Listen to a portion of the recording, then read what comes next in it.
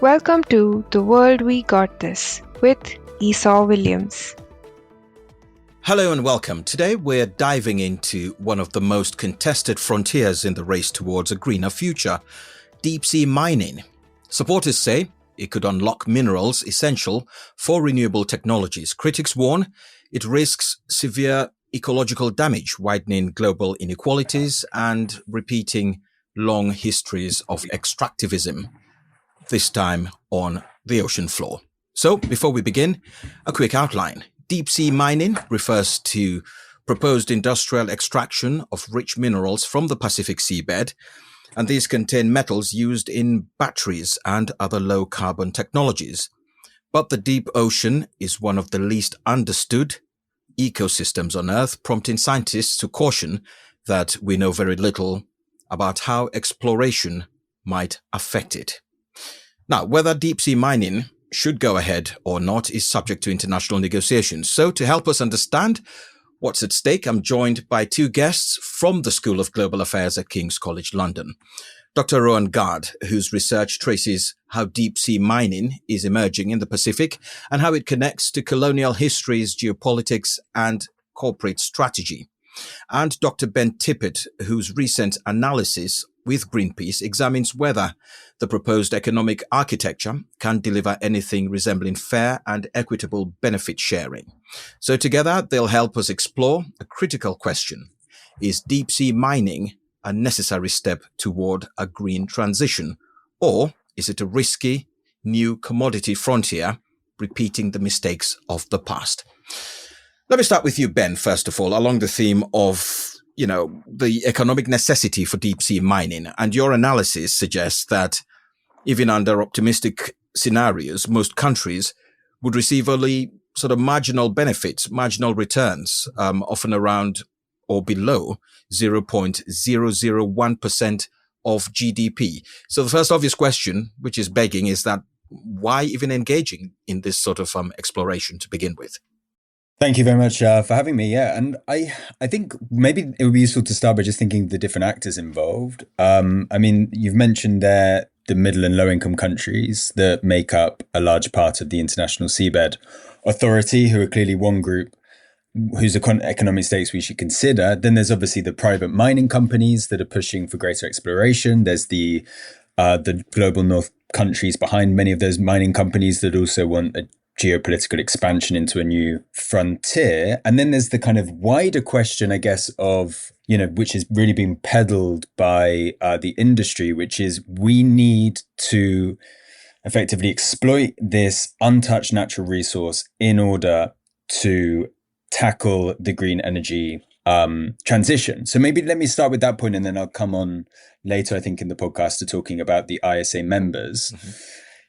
What's at stake here? We have this huge, vast, really kind of dreamlike, untouched frontier. And at the bottom of, and really the kind of area here is the Clarion-Clipperton Zone, which is this kind of huge area in the Pacific, in between kind of Mexico and Hawaii. We're talking an area the size of Europe. We're talking an area that's deeper than Mount Kilimanjaro is high. And we're talking about, in a way, kind of one of the most impossible and mind kind of blowing mining exploration projects that's out there. And the idea is that the kind of nodules at the bottom of this ocean and these are nodules are basically small little rocks of cobalt, copper, graphite, this kind of stuff.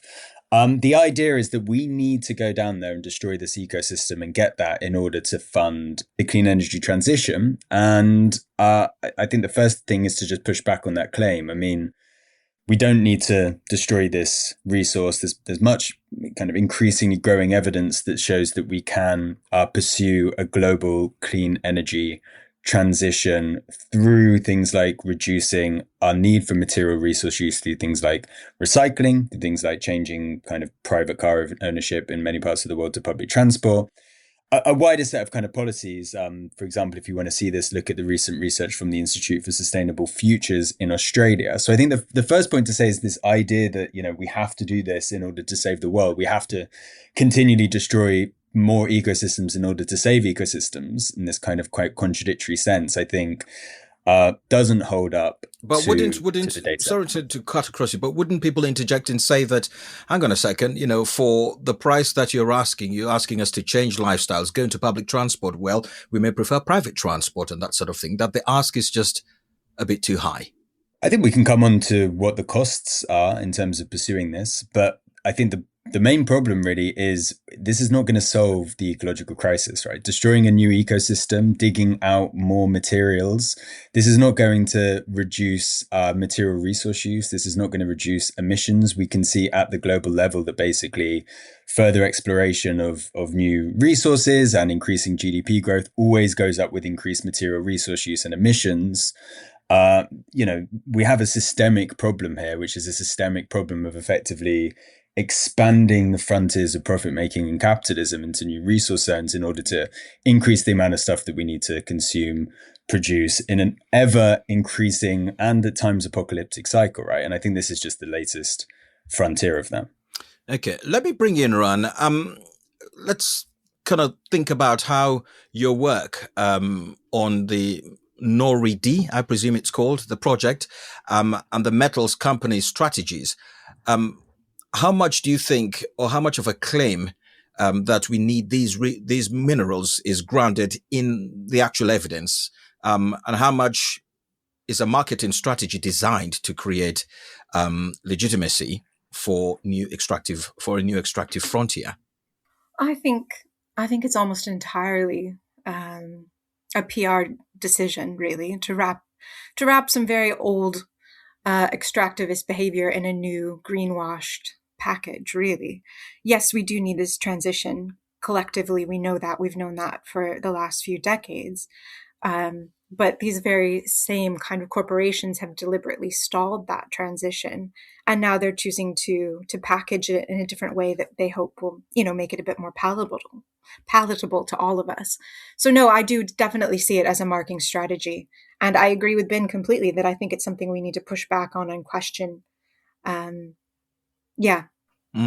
But also the very transition that is required to make the world greener, cleaner, and less polluted relies on these minerals. So, for example, the manufacture of batteries, as I mentioned in the introduction, that those minerals are there. And do you not think that in order to fund the very transition that everyone would like to see at least the results of, that you do have to go through these methods to do that? Well, I'm not convinced that we've fully exhausted everything we currently have in place. Ben already touched on, have we truly recycled some of the resources we already have available? Are we pushing new technologies outside of mining? And I'm really not convinced we are. I think this is sort of, a false dichotomy that's being put before us. Like it's an all or nothing, and that's not the case at all. I've had the good fortune of living and working for more than 20 years in the Pacific. Some of my misspent youth was in Hawaii. So it's a part of the world I care about deeply. And it has a long history of exploitation, colonialism, extraction. And I think we're very much just continuing down that vein of pushing off our problems and seeing what we can get from other parts of the world so that the wealthy economies of the world can continue living in the lifestyle they become accustomed to. These communities, particularly, I've been working lately in Fiji with some of my colleagues at the University of the South Pacific there. And they're going to take all of the, the brunt of this. They'll get very little back. Ben can speak more eloquently than I to the money side of things. But it is really shocking. Like when you see, we're talking like thousands of pounds for untold decimation. We know so little about the CCC. I mean, we've only mapped, I think, around 10% of it, let alone we don't even know all of the, the plants, the animals, the food webs, the potential for some really catastrophic damage to be done when you get inside how these mining practices are going to be carried out. So the risks are really nothing short of, I think, catastrophic. And I do hear that we need to change. I mean, I dedicated my life work. I'm a lecturer in sustainability, for goodness sake, to this. But I think the trade-offs are just so extreme and so dangerous and unknown. That's why so many nations around the world have signed, I believe, the current count is something like 40 nations have signed the moratorium. Hundreds of, I believe hundreds of thousands of scientists and scholars around the world have petitioned, the UN and their governmental bodies to really not progress with this because so much is unknown at this point. Right. And Ben, I'll come to you in a second about money, but let me go back to Rowan. Do you think that the argument is made much more difficult because a lot of this, I guess what you may say exploration, others would say exploitation, is happening underneath in the oceans and the seabed? We don't see the, the massive damage that it's causing the coral reefs. And therefore it's easier for people to, for lack of a better word, just bury the horrible side of it and say, well, you know what you don't know happening down there isn't really as bad as you think. Yeah, the ethics that's one of the things I find fascinating in this argument that's put forward by these mining corporations, is that just because, terrestrial mining is also quite nasty and has really unsettling, if we wanted to look at child labor laws and things like that in other developing nations, it's really troubling. Mm. But just because it's awful and doing terrible things in other communities doesn't mean we need to switch it up, go to an ecosystem that we know little about and start untold devastation, really. I think even if we just look at the Pacific nations, so many of their economies are tied to tourism, and there's certain expectations around that. I think in general, tourism is such a mixed bag, but, we don't know what that would do to the marine life in those areas off the coast of those islands. What would happen to the whales, the dolphins, the various beautiful elements of nature that people come to see. So there's a whole bunch of knock-on effects in different directions that we could start to analyze in greater depth. And of course, it's not just financial. One of the areas I look at is the cultural history and the religious and spiritual understandings of that part of the world and how it's tied to the environment. And those types of arguments and concerns typically take a back seat to the economics of it. And I understand that. We're all in a cost of living crisis, but I don't think we can look away from that. And just because we don't see what's happening underneath the waves doesn't mean there isn't going to be all sorts of serious repercussions.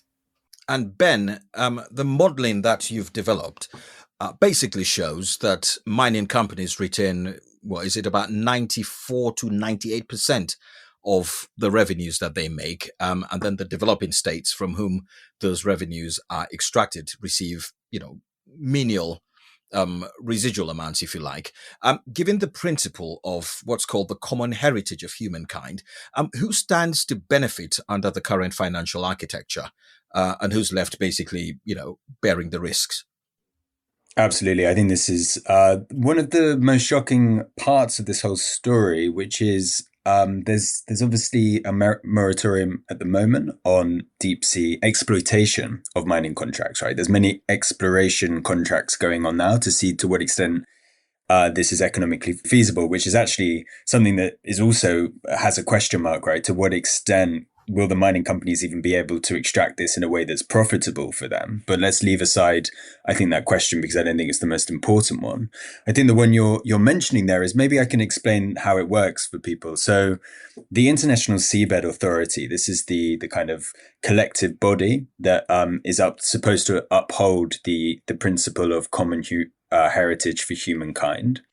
And the way they've devised effectively the strategy for doing this is, okay, if a contract goes ahead, which there are no contracts at the moment, but if a contract goes ahead, a mining company will start to go down to this this zone that we've been talking about, this kind of vast untouched wilderness, and will start to kind of scrape the ocean floor and bring up these nodules, in the process causing potentially huge dust fumes within the Pacific that, as Rowan said, could have we don't really know what the impact of this would be on global fisheries, on the ability for the ocean to act as carbon sinks. But basically what will happen is they'll take those nodules, they'll then sell them on effectively the open market for whatever the mineral is, and will make some revenues, right? Now, the question is, what happens to those revenues? Under the current strategy from the ISA, initially about 2% of the revenues will go to the ISA. And over the long run, it increases to 6%. And then the 2 to 6% of those revenues will then be distributed out to the member states, basically according to a set of criteria, which include things like their GDP, their population, some human development indexes. There's a long list of various variables that we included in the modeling. And basically what we find is under an expectation in the medium run of around 6 mines opening, okay, which is maybe on the smaller scale, but let's say in the medium run, that's kind of a feasible projection of 6 mines. We're looking at most countries getting a marginal amount, less than 0.001% of GDP. I mean, this is effectively a rounding error in the national accounts. There's almost no material benefit. And I think, as Rowan already very kind of poetically put, right, we're talking about thousands of pounds for the destruction of an untouched ecosystem that's taken, millennium, if not hundreds of millennium, if not millions of millennium, effectively to be developed, right? Let alone the spiritual and cultural significance of these ecosystems for many of the communities in the Pacific states. And I mean, this, in this sense, it just doesn't make any sense. So then, okay, the question is, why then would many of these countries try and push for mining? Well, we're seeing a huge lobbying effort going on from the mining companies to try and make the economic case for mining, of course, which is why I decided, I'm also an academic working on it. Questions of inequality and the environment, which is why I decided to work with Greenpeace on this report, because I think it's important for academics to actually show just how kind of false and ridiculous some of these claims are that are being made. So I would say, we are literally talking for some Pacific states of tens of thousands, if not thousands of pounds per year. And maybe let me just bring out one of those states, because I think it kind of maybe relates a little bit to what's at stake, which is the Marshall Islands. I think the Marshall Islands is a country which nearly a huge amount of its government revenue, something in the region of about 30 to 40%, comes from licenses for tuna fishing, right? And the amount of money that the Marshall Islands will get relative to those tuna fishing licenses from deep sea mining, we're talking about, thousands and thousands of times less money, 0.0001% of their government revenues versus 45%. And we don't know what deep sea mining will, how it would impact something like tuna fishing. So yeah.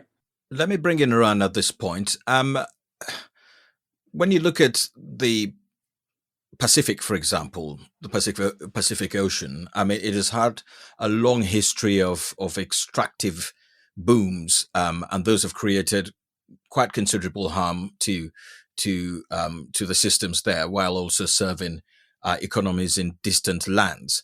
And we're thinking here, for example, of things like phosphate in Nauru to today's nodules that Ben has been talking about. So I just wonder, I mean, does deep sea mining resolve resource scarcity, or merely does it just displace environmental, social, and other political problems to other marginalized places?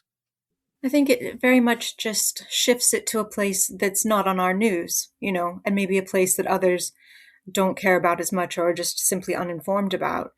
It's very a similar, I would say, parallel comparison to what went on with the phosphate mining. For those who aren't familiar, Nauru has been held by various colonial powers, Germany, and then more recently in the last century, in the 20th century, it's had British interests and Australian interests there. And for one critical period of its time in the 60s and 70s, it was actually one of the richest places on earth due to this phosphate mining that they carried out.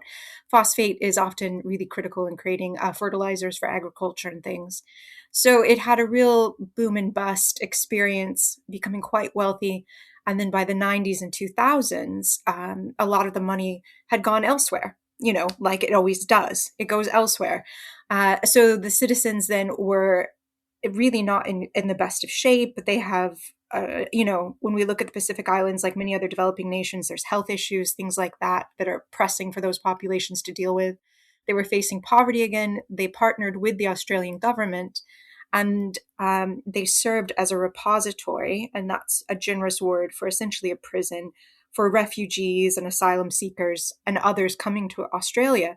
And it devolved into this truly awful situation where some of the most horrendous abuses of civil rights, can happen. People, essentially, people were killing themselves in this holding area because it was so horrible and so bleak, and there was abuse. And I know that that's not what we're talking about today, but I think so often when we start to talk about the environmental degradation that can happen with this type of extractions, it's part and parcel of a larger complex bundle. So to have this money coming in from the Australian government, Nauru served as essentially an island prison that has since, thanks to some wonderful work of people campaigning and human rights activisms, has ceased. But it's a miserable history. And now Nauru remains one of the champions of deep sea mining, and they haven't learned their lesson yet. And often when I talk to my Pacific Island colleagues, that's what we talk about. Our oceans are under tremendous strain, and we want to continue this, or we want to further this reach of not just mining. Nauru's landscapes are ghostly. They're just these limestone rock faces and things that are hollowed out. Literally 80 to 90% of the island has been hollowed out for this mining. And I think it's just going to be Nauru on a bigger scale. I just think that there's so much that can go along, these compounding issues where we're shifting it to somewhere else. And it also brings to mind, deeper histories in the Pacific. You mentioned the Marshall Islands. When I think of Micronesia, I think of the really tragic nuclear testing that was carried out there, following the Second World War, where those Micronesians people live with that painful legacy. Micronesians have some of the highest rates of cancers in the world, thyroid disease, and that's bound up with their relationship to America and the testing that was there. And it also was billed as being for, and I quote, the benefit of all humanity, So when we talk about these things that are for the good of everyone, we're basically shifting these problems over to less populated parts of the world where people aren't able to defend themselves, in the same way that we can here in London.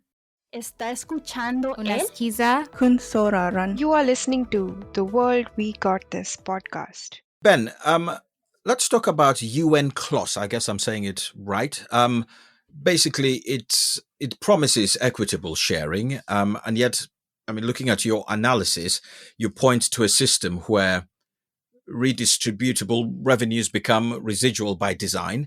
And so I just wonder again, how far is the proposed financial architecture from the original vision of global equity that the law of the sea was meant to guarantee? I think, as I just said, the benefits that the most exposed countries around this Clarion-Clipperton zone are a marginal error in the national accounts, less than 0.001% of GDP. And so in terms of how the current system is structured, clearly this is not benefit for those most exposed or most affected. This is also, and just building on what Rowan said there as well, I guess, in terms of, so it's not benefit for these groups. I think for the question is, if we go ahead with deep sea mining exploitation, is this a benefit for the common heritage of humankind? I think this question really relies on us understanding what the environmental risks are of deep sea mining. And I think the established evidence at the moment is that we just don't know. Right. And there's many reasons to show that deep sea mining has, devastating impacts for the particular ecosystem and potentially catastrophic impacts for the rest of the oceans and, by extension, the precarity of the global ecosystem. I mentioned before the idea of these dust plumes. We don't know how these affect marine wildlife or the ability of the ocean to deal with its important functions within the global ecosystem. So I think for me, and I think for many people, and including actually our government, right? The UK government is one of the governments that has signed the moratorium.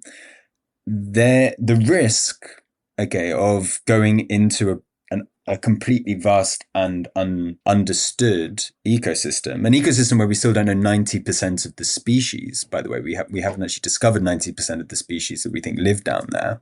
Species, I mean, some of the ones we do know are things like the pancake batfish, which is quite a cute little kind of translucent little guy. If you want to Google him, in fact, actually, if you Google him, I think you get quite creepy ones. But there are some cute pictures of him.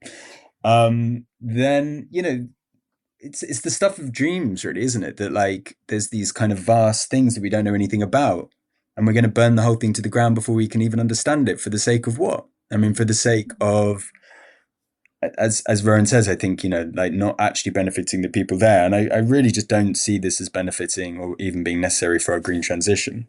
So yeah, I think in this sense, the current system, for me, I think the only way that you can uphold the UN clause is by effectively having a moratorium. And maybe just let me say one last thing on Nauru, because it relates maybe to some of my other side of my research, which is on wealth inequality, which is Nauru has now become a kind of tax haven where the world's richest can open up trust funds to effectively hide their wealth. And I would not be surprised if much of the wealth that happen, you know, if exploitation goes ahead and it goes into the pockets of deep sea mining companies and it goes into the pockets of their shareholders, then it will end up in a trust fund on an island like Nauru to escape effectively taxation and effectively exposure from civil society. And Rowan, let's talk a bit about your work. And obviously it traces strong ties between historical and contemporary extractive regimes. We talked about Nauru. In a place like that, how does deep sea mining reproduce older colonial patterns? And what does that mean for how we interpret claims of sustainable mining or blue growth, if you like? Yeah. Well, it's obviously blue growth is an important agenda that's being put forward, you know, by colleagues. My mentor in Fiji is Professor Emeritus Joeli Vitiaki. He works a lot on blue growth, and he's counseling the Fijian government. And it's been my pleasure to work with him for around a decade now. And it's quite critical that we push that agenda forward and understand that this is, I think, the further unfolding of these island nations seeking their independence, you know, in the 60s and 70s, and further standing on their own feet and growing their economies. But what's critically happening, and what Ben's already alluded to, is the money that would come from this isn't much to begin with, and it wouldn't stay in the islands. It's not going to go to the Fijian people. It's not going to go to the Nauruan people. It might provide a few jobs, but nothing of meaning and on the scale that we're talking about. So it really is just the same mechanisms in place where the money would flow elsewhere, and fairly quickly, I imagine. Yeah, I suppose also to pick up something briefly that Ben had mentioned about what we still don't really know what would happen to the marine systems.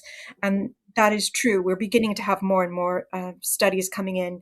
In November of last year, I had colleagues at the University of Hawaii Manoa who published in Nature on what seems likely to be, with the wastewater being put back into the water columns, particularly in the area that's known as the twilight zone, a lot of the zooplankton and the other small fishes and shrimps would consume those waste products from the mining itself. And I think that that's really concerning, and it would have a knock-on effect for the food web as well. And so while we can think of it, that essentially it's like those zooplankton eating, like us eating junk food, it's not nourishing. It's not what they would usually eat. And then that would be perpetuated further and further up the food chain. That's similar to what would be happening for the people of the Pacific as well. There's these false, like hollow, calorific promises being made around finances and things. And I found Ben's work really so fascinating to look at, because a lot of this I know maybe anecdotally and from other studies I've done from the environmental side, understanding it, but to see it laid out with the money, and the money is so little, it's nothing for the cost of what's being sacrificed or potentially sacrificed. And Rowan, just quickly with you, I mean, what does this deep sea mining tell us about colonial legacies? Oh, well, they're very, they're still there. They're not legacies, are they? They're really, it's been repackaged. It's very much the old world made for the new. It's been dressed up and put to us I don't want to oversimplify it, but that's very much what's happening here again. It's the history repeating itself.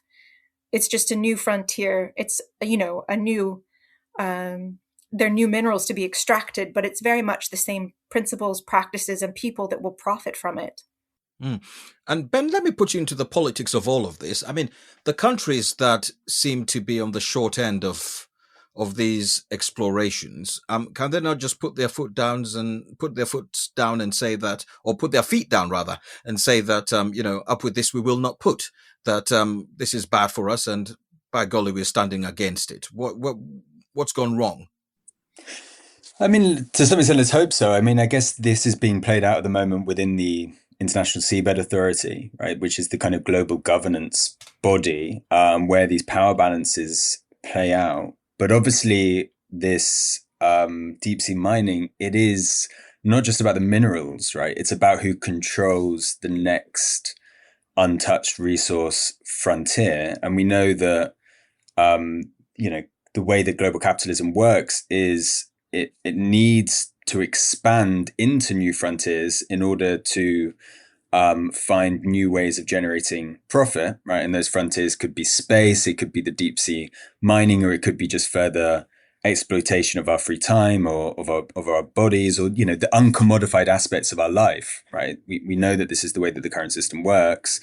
And that's clearly being pushed by the companies and their government backers. And there's these conflicts are going on. I think this is obviously a very live debate. I hope that this work that we're both doing to some extent, and I should also mention my colleague as well, Dr. Harvey Mboto as well, who's working from the university in Brazil on this, who wrote the report with me.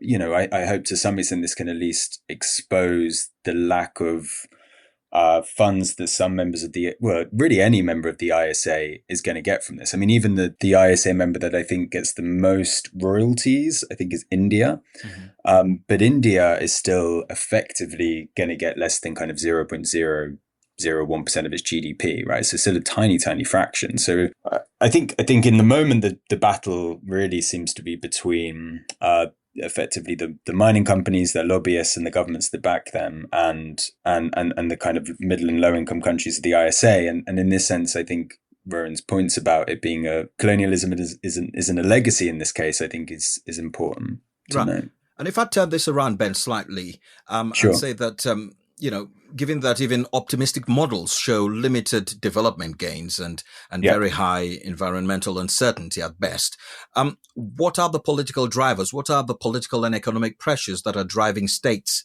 and companies to push ahead anyway? I think maybe just to double down on the point that I said, right, which is, look, how does capitalism work? Like, the system we live under is a system of which there's a constant need for profit, right? I mean, but the profit margins, according to you, are quite low. I mean, 0.001% adding to GDP. Is it worth it? But so this isn't the profit margins, right? This is the royalties that will be paid to companies, to countries. Sorry. So the profit, we don't really know yet what the profit margins are going to be on this. I mean, there's I think some analysis of the Cook Islands that came out last year, which showed that it, potentially this isn't profitable. I think at the end of the day, there will be some, venture capitalists who effectively will want to take that risk, I'm sure. So I don't really think we want to rely on that argument, to be honest. I think the system as it exists constantly pushes to uncommodified frontiers to try and make profits. And that's what we're seeing here. And that's the current global economic system that we have, right? Mm-hmm. Now, I'm not saying that's inevitable. I think whenever, through civil society, through social movements, through effectively the counterbalance to that, okay, we can resist those forms of expansion and trying to maintain this as a decommodified space. I think that is, of course, possible. There's been cases in the 20th century where we've managed to do that in many aspects of not just environmental economics, but also in social and political economics. And I think that's really what the battle is here now, which is why, for me, I think, we shouldn't be discussing anything apart from whether or not we should have a moratorium. And I think the argument should be fundamentally that, yes, the moratorium should stay. And Rowan, I just wonder, whose knowledge, whose know-how counts the most when it comes to governing the deep ocean? Because you highlight, of course, again in your study, how technical, corporate, and northern perspectives often dominate discussions in the ISA, and while Pacific communities, ecological and cultural knowledge is marginalized. So, what does this exclusion mean for sort of decision making at its basic level and about a largely unknown ecosystem? Well, it always seems like everything is sacrificed for the capitalist system, right? For money. It always seems to come down to money and who's going to get it. And we do, I think, a better job now, at least understanding that we should be more inclusive of other people's ways and beings. But even when, you read work, or like some of my work has tried to bridge and bring together into a dialogue scientific understanding and indigenous understandings of the natural world. And in many ways, they reflect each other and they talk about things, the same things, but in different ways. But always at the end of the day, it always is first, I'd say money's, and then even the science is made to serve the money sometimes, right? So unfortunately, it doesn't seem to be of a real consideration, right? Of a real equality we're talking about, of real value, of really truly acknowledging that other people's ways of being and understanding the world and seeing the divine in an ocean is of value and use to us. But I would argue now more than ever, trying to understand and see the world in a different way is crucial to us. I mean, look where we've gotten on our own. The paradigm, that dominates our thoughts, even in the academy, even in academia, we need a different way of seeing and being in the world. We need to transform ourselves. And I think that often indigenous knowledge that's been built over millennia is a tremendously valuable way to understand the world and to see it and to have our own assumptions and perspectives on things challenged. So I would hope that that's something that can be taken more seriously in the future, and not just seen as something that's, a nice to have, or, a cultural appropriation, I think can be a real thing. But true meaningful understandings of other people's perspectives and cultures in these types of negotiations and discussions more broadly, right? And the transition to that, Rowan, is going to be nigh on impossible, some pessimists would say, because of, as you yourself have just outlined, the nature of the world and how it works and the dominance of certain groups and powers and nations over others. Yeah, but that means we have to keep, fighting the good fight, right? We have to keep talking about it. We have to put ourselves out there and share, quite literally share the world and do our best to understand it from other people's perspectives. I'm hoping to go on field work this summer, but it's been about 2 years since I've been back in Fiji to do my work and in the Pacific. And it's always so really moving at a deep personal level to go and spend time with folks who live in a different way, who live traditionally still, that many of the villagers in Fiji do. And I don't mean to over romanticize it. There's a lot of hard work to be done there in the gardens and things and fishing. But I think we never seem satisfied. When I'm home, it's like, when will it ever be enough? We're living at a time, though we have so many challenges in front of us, all of us have more than our ancestors have had before us. And it's truly remarkable. I do believe that if we could come together, we could feed everyone on our planet. We could achieve tremendously incredible and beautiful things. And we have. But it's not at the, at the end of exploiting someone else or a whole region of the world or a whole environment.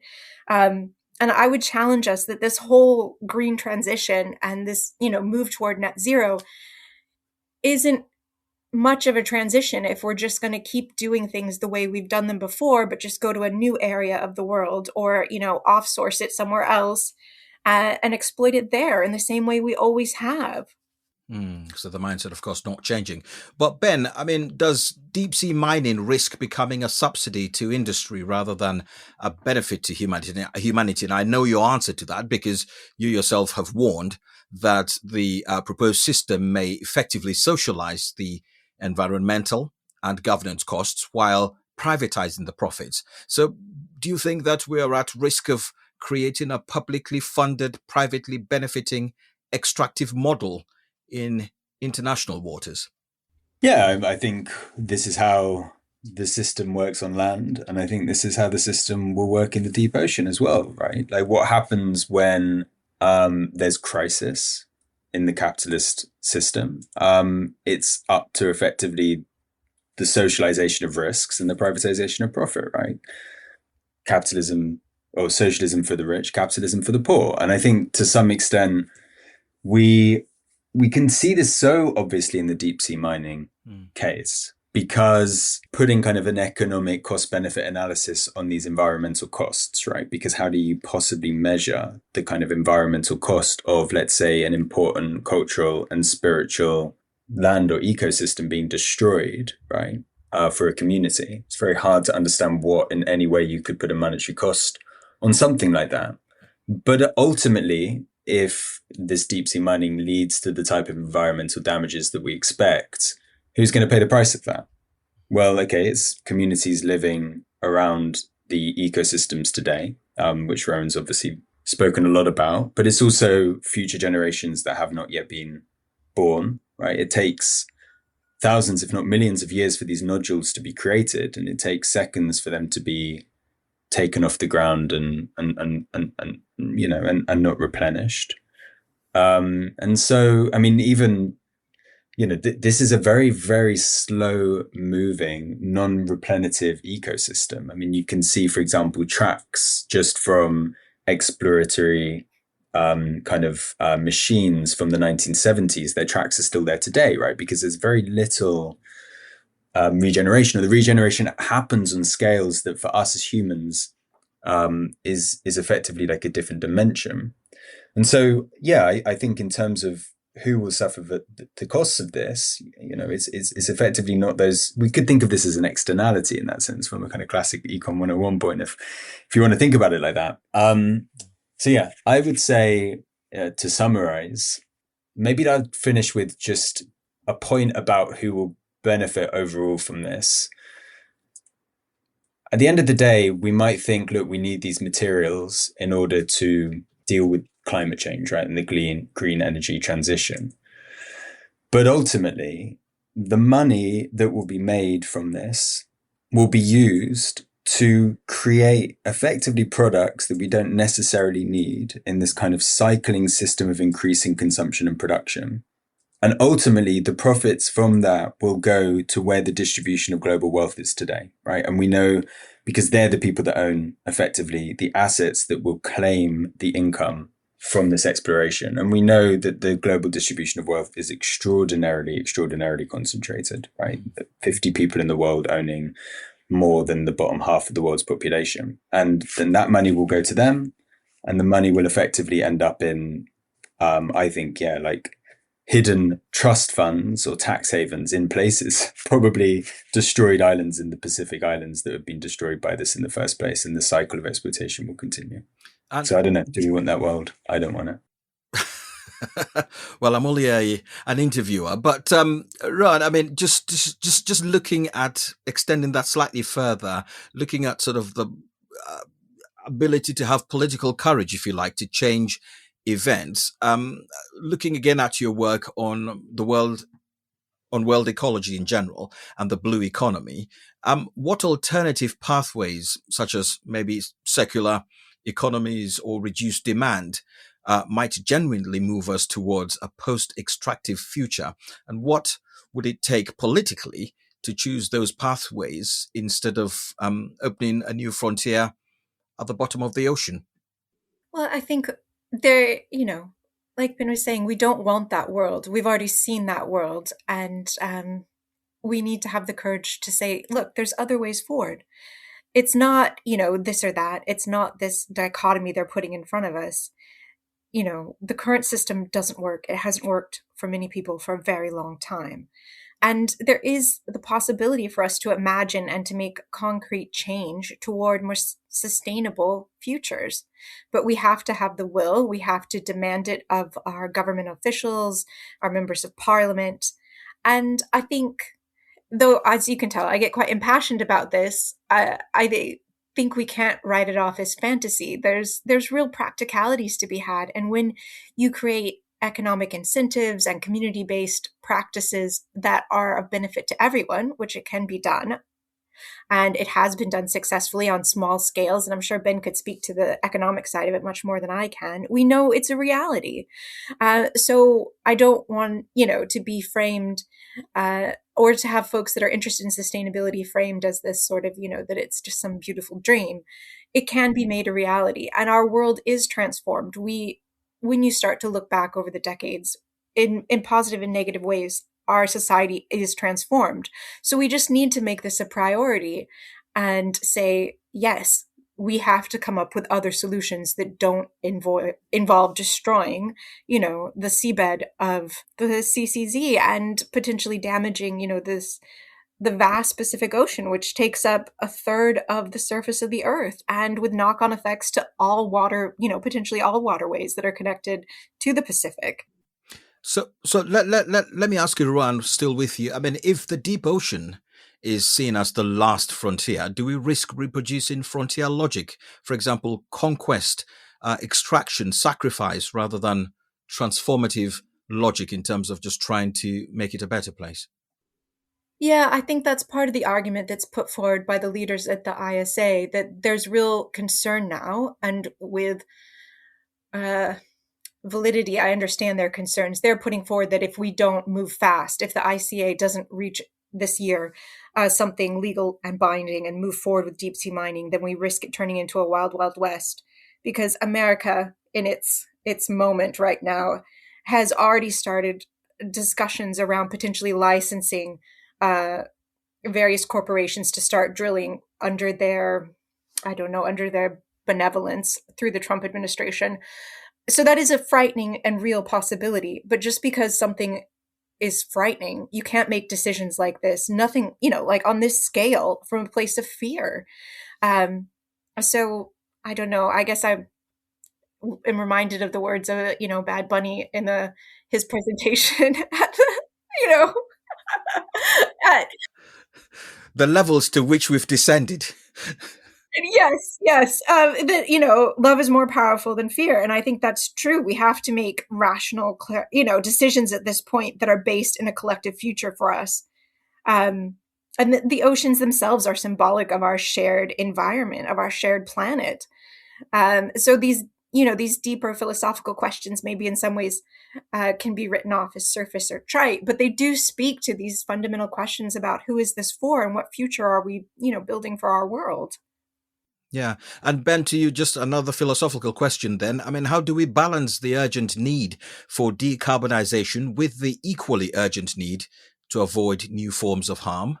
I personally don't think you can dig yourself out of an environmental crisis. I think, as Rowan said, we need to reflect on what's causing the crisis in the first place, which is effectively mass expansion of material resource use, which is tied in with the desire for ever increasing and rapid growth of GDP and profits. And what we need to do is we need to start looking at that problem and think, okay, how do we shift our lives and our economic system and our political system in order to deal with that? And in this particular issue, in terms of minerals, I mean, it's obviously ambitious recycling is a huge part of it. I mean, if according to this Institute for Sustainable Futures report that I mentioned earlier, ambitious recycling could reduce the total demand for 9 key transition minerals, so cobalt, copper, lithium, etc., by up to 45% by 2050, right? So we could have a huge reduction in the need for further supply through ambitious recycling. There's obviously a combination of factors, such as trying to improve battery technology, trying to change certain forms of our consumption behavior and habits. I mean, I know this might come across as a bit like, okay, I'm sitting in here in London, from an academic job and saying, okay, everybody needs to change their consumption habits, right? It's not really what people want to hear, right? But at the end of the day, this is a collective responsibility, and I think there are clear examples of where this has been done, and it can be done successfully. And in this sense, it's quite hard because it's such a systemic issue, right? But to some extent, I just really, really do not think digging up the deep sea is going to resolve the ecological crisis, because it will just go to more output and more products and more consumption and more emissions, and then the demand and need for more product and more output and more consumptions and conditions, and then the need for a further exploration, probably into space, right? Right, Dr. Ben Tippet, whose recent analysis with Greenpeace examines whether the proposed economic architecture can deliver anything resembling fair and equitable benefit sharing, and Dr. Rowan Gard, who researched traces on how deep sea mining is emerging in the Pacific and how it connects to colonial histories, geopolitics, and corporate strategy. Both of you from King's College London, thank you very much indeed for your time. Thank you.